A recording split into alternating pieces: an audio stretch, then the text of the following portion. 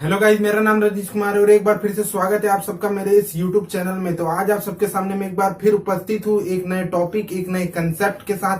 तो आज हम लोग इस वीडियो में बात करेंगे 1857 की जो क्रांति रही, आखिर वो असफल क्यों रही, उसकी असफलता के पीछे क्या कारण रहे, आज हम लोग इस वीडियो में समझने का प्रयत्न करेंगे। तो आइए चलिए प्रारंभ करते हैं। यदि हम लोग 1857 की क्रांति की असफलता की यदि हम लोग बात करें तो इसके पीछे अनेक कारण विद्यमान रहे थे और इसके पीछे अनेक कारण हम लोग को देखने को मिलते हैं। यदि हम लोग बात करें तो देखेंगे कि यह जो विद्रोह था, यह जो क्रांति थी 1857 की जो क्रांति थी, यह सीमित क्षेत्रों में, खासतौर से उत्तर भारत के कुछ क्षेत्रों तक सीमित थी। और साथ ही साथ इस विद्रोह में, इस क्रांति में एक राष्ट्रीय भावना, विभिन्न भारतीय जो वर्ग थे, भारत के का जो जनमानस था, विभिन्न लोगों में एक राष्ट्रीय भावना अपने राष्ट्र के प्रति और उसको लेकर इस विद्रोह में, इस क्रांति में वो भावना देखने को नहीं मिलती है। साथ ही साथ इसमें यह भी था कि जो नेतृत्व था, जो संगठन का जो एक नेतृत्व होना चाहिए, प्रभावी नेतृत्व होना चाहिए, उसकी भी कमी देखने को मिलती है। और साथ ही साथ सैन्य स्तर पर जो ब्रिटिश थे वो भारतीयों से काफी मजबूत थे। इसके कारण भी 1857 की क्रांति जो रही वह असफल रही। तो आइए चलिए वन बाय वन हम लोग एक के बाद एक जो 1857 की क्रांति की असफलता के पीछे जो अनेक कारण रहे उन लोग को हम लोग देखने का प्रयत्न करते हैं। तो चलिए सर्वप्रथम हम लोग देखते हैं कि सीमित क्षेत्रों में प्रसार के कारण 1857 की जो क्रांति रही, उसका सीमित क्षेत्रों में प्रसार के कारण 1857 की क्रांति असफल रही। यदि हम लोग देखें तो हम लोग जानते हैं कि 1857 की जो क्रांति रही वो भारत के विभिन्न क्षेत्रों में, विभिन्न स्थानों पर, अलग अलग समय पर विभिन्न वहां के नेताओं द्वारा इसका नेतृत्व किया जा रहा था, लड़ा जा रहा था। लेकिन प्रमुखतः यदि हम लोग देखें तो यह उत्तर भारत तक ही सीमित था, जिसमें कि हम लोग देखते हैं झांसी की रानी लक्ष्मीबाई झांसी का नेतृत्व कर रही थी। आरा के राजा थे वीर कुंवर सिंह, वहां आरा का नेतृत्व वीर कुंवर सिंह कर रहे थे। वहीं फैजाबाद के मौलवी अहमदुल्ला उसका नेतृत्व कर रहे थे। तो इस प्रकार से हम लोग देखते हैं यह जो आंदोलन, यह जो विद्रोह, यह जो क्रांति रही थी, यह प्रमुखतया उत्तर भारत तक ही सीमित थी। और इसका सीमित होने का कारण एक यह भी था कि इसमें जो विभिन्न शासक थे, बड़े बड़े देशी रियासतें थी, चाहे वो जम्मू कश्मीर हो, राजपूताना हो, हैदराबाद हो, त्रावणकोर हो, वह भी इसके अंदर सम्मिलित नहीं थी, इसीलिए यह सीमित थे। और जैसा कि हम लोग जानते हैं कि विभिन्न सैनिक, जमींदार इत्यादि ये सभी जो थे वो ब्रिटिश का कहीं ना कहीं साथ दे रहे थे। तो इसलिए यह जो क्रांति रही वह एक सीमित क्षेत्रों तक ही सीमित रही थी। अब हम लोग अगले कारण की बात करते हैं कि अगला कारण वह कौन सा कारण था जिसके कारण यह जो क्रांति रही वह असफल रही थी। तो अगला कारण है सैन्य स्तर पर सरकार की मजबूती। यदि हम लोग देखें और हम लोग जानते भी हैं कि ब्रिटिश काफी लंबे समय से भारत पर शासन कर रही थी और 1857 का समय तो अभी था, तो काफी लंबे समय से, काफी दशकों से भारत पर यह शासन कर रही थी, उपनिवेश बना रखा था। तो काफी अच्छी खासी स्थिति और भारत में अपनी पकड़ को मजबूत कर लिया था, विभिन्न संसाधन के स्तर पर, प्रशासन के स्तर पर, शासन के स्तर पर और विभिन्न संचार माध्यमों के स्तर पर। तो जिसमें हम लोग देखते हैं कि 1857 की क्रांति जो कि विभिन्न क्षेत्रों में हो रही थी, घटित हो रही थी, उसको कुचलने के लिए, उसका दमन करने के लिए इनके पास उपयुक्त संसाधन थे, जिसके अंतर्गत विभिन्न प्रकार के रेल, डाक, तार जैसी जो व्यवस्था इनके द्वारा अपनाई गई थी, चलाई गई थी, उसके माध्यम से ये विभिन्न क्षेत्रों में आसानी से अपने सैनिकों को भेजकर विभिन्न क्षेत्रों में आवश्यकता अनुसार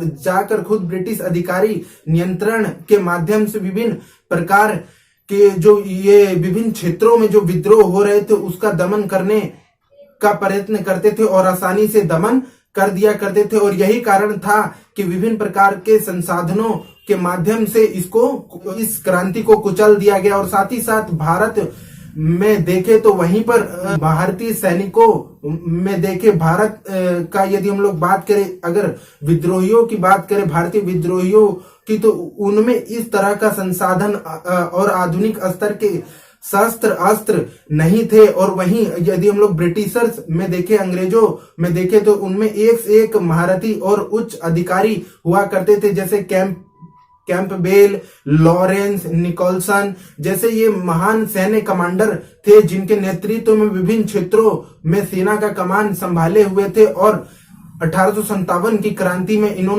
इन्होंने भी एक अति महत्वपूर्ण भूमिका निभाई, जिसके माध्यम से 1857 की क्रांति को अंग्रेज कुचलने में कामयाब रहे। चलिए अब हम लोग बढ़ते हैं नेक्स्ट कारण की ओर। तो यदि हम लोग नेक्स्ट कारण को देखें तो वो है राष्ट्रीय भावना का अभाव। और जैसा कि हम लोग जानते हैं कि 1857 की क्रांति जो ये घटित हो रही थी, और जैसा अभी हम लोगों ने बात किया कि यह भारत के विभिन्न क्षेत्रों में घटित हो रही थी, मगर कुछ क्षेत्रों तक ये सीमित थी। और इसमें जो विभिन्न वर्ग थे, चाहे वो कृषक हो, चाहे मजदूर हो, चाहे औद्योगिक मजदूर हो, और विभिन्न प्रकार के हित धारक थे इसके, जो कि ब्रिटिश के विरुद्ध अपने उनके द्वारा अपनाई जा रही शोषणकारी प्रवृत्तियों के विरुद्ध लड़ाई लड़ रहे थे। और ब्रिटिश द्वारा जो विभिन्न प्रकार की नीतियां और व्यवस्थाएं अपनाई गई थी उनके लिए, और साथ ही साथ कोई अपने पेंशन के लिए तो कोई अपने राज्य के लिए इत्यादि जैसी स्थितियों के लिए, अपनी मांगों के लिए, अपने हितों के लिए ये सभी लड़ रहे थे। लेकिन यदि हम लोग देखें तो क्योंकि ये विभिन्न क्षेत्रों में विद्रोह कर रहे थे, विभिन्न क्षेत्रों में यह क्रांति कर रहे थे, तो इनके मध्य एकजुटता की भावना, एकजुटता की जो भावना थी उनके मध्य हम लोग को देखने को नहीं मिलती है। और साथ ही साथ आजादी की जो एक मांग थी, जो कि राष्ट्रीयता की एक प्रमुख पहचान होती है, वह इनके मध्य देखने को हम लोग को नहीं मिलती है। चूंकि राष्ट्रीयता की भावना का अभाव था, इसी का परिणाम यह रहा कि 1857 की जो क्रांति रही उसमें आजादी का मांग इनके द्वारा नहीं उठाया गया। इसके विपरीत ये अपने अपने उद्देश्य, हितों और मांगों के लिए ब्रिटिश का विरोध कर रहे थे। और राष्ट्रीय भावना का, अपने देश के प्रति आजादी की मांग की भावना का ना होने के कारण ही यह विद्रोह जो रहा वह असफल रहा, और इसमें ब्रिटिश जो रहे वह सफल रहे इस विद्रोह को, इस क्रांति को दमन करने में। और वहीं हम लोग बात करें अगले कारण की, तो इसमें एक और प्रमुख जो कारण था वह था प्रभावी नेतृत्व की कमी। और जैसा कि हम लोग जानते हैं कि किस प्रकार से यह जो 1857 की क्रांति थी, जो यह विद्रोह था, यह मेरठ से शुरुआत होता है। उसके बाद हम लोग देखते हैं कि बरेली से एक नेता द्वारा, गफ्फार खान द्वारा किस प्रकार से विभिन्न सैनिकों को अपने साथ ले जाकर और दिल्ली पहुंचकर बहादुर शाह जफर जो थे उनको अपना नेता ये लोग घोषित कर देते हैं। विभिन्न राजा और सैनिक पहुंचकर दिल्ली में बहादुर शाह जफर को अपना महानायक, अपना नेतृत्व करता इस 1857 की क्रांति का नियुक्त कर देते हैं। लेकिन हम लोग पाते हैं कि यह जो बहादुर शाह जफर थे, ये मुगल साम्राज्य के अंतिम शासक थे, और मुगल साम्राज्य भी अब उतना मजबूत नहीं रह गया था, और यह काफी बूढ़े, और इनकी उम्र की यदि बात करें तो ये लगभग 82 साल के हो चुके थे।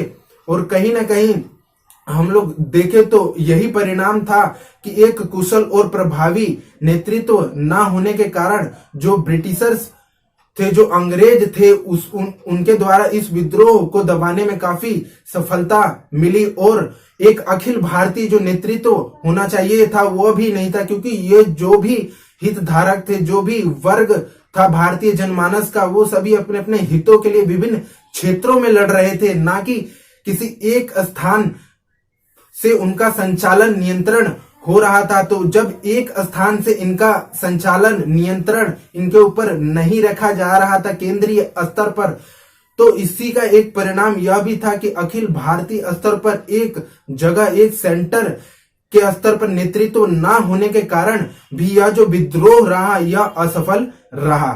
तो ये था आज का मेरा वीडियो। 1857 की क्रांति जो रही वो आखिर असफल क्यों रही। तो कैसा लगा आज का मेरा वीडियो जरूर बताइएगा, लाइक और सब्सक्राइब करना ना भूले। थैंक यू, धन्यवाद।